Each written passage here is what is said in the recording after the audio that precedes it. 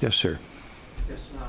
Mr. Ambassador, India has not always been a model of ethnic and religious stability.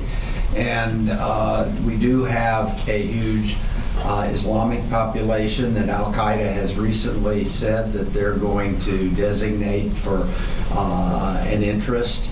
You have a right-wing growth of Hindu nationalism. And you always have ethnic flare-ups even within Hinduism. What do you think will keep this stability that we maybe are enjoying, or at least on the surface enjoying, in India and keep it from exploding in the future? My answer to that is that their track record up till now as a country with 150 to 175 million Muslims, so far, for example, the Muslim community has not been radicalized. And we spent a lot of time trying to understand why. And it comes down to the simple fact that I think my personal view is that Islam in India was softened in the period of the Mughals, when the Persians came in and the invaders were surrounded by Hindu wives, concubines, advisors, etc., over a 300-year period, and Islam, I think, was softened. I can't prove that, but it seems to me that something has been successful historically there, because what we found was that Indians were first and foremost Indians, and secondly Muslims.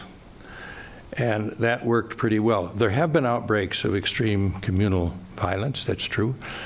And Modi was accused of fomenting or not doing enough to stop that in 2002.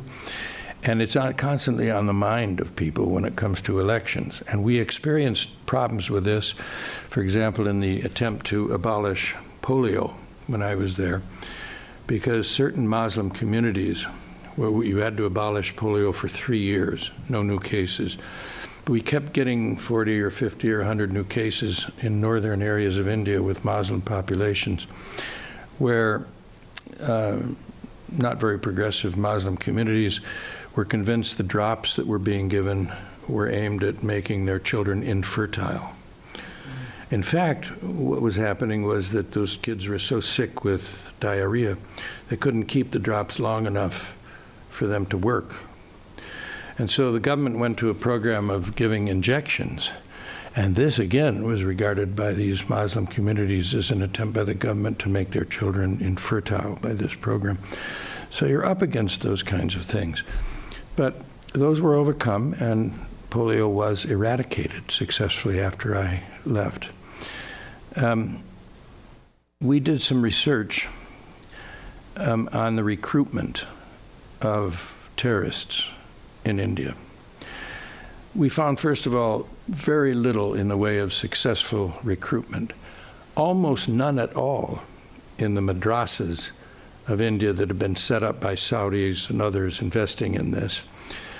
And the conversions or recruitments were taking place among specific groupings that were unemployed or unhappy in some way.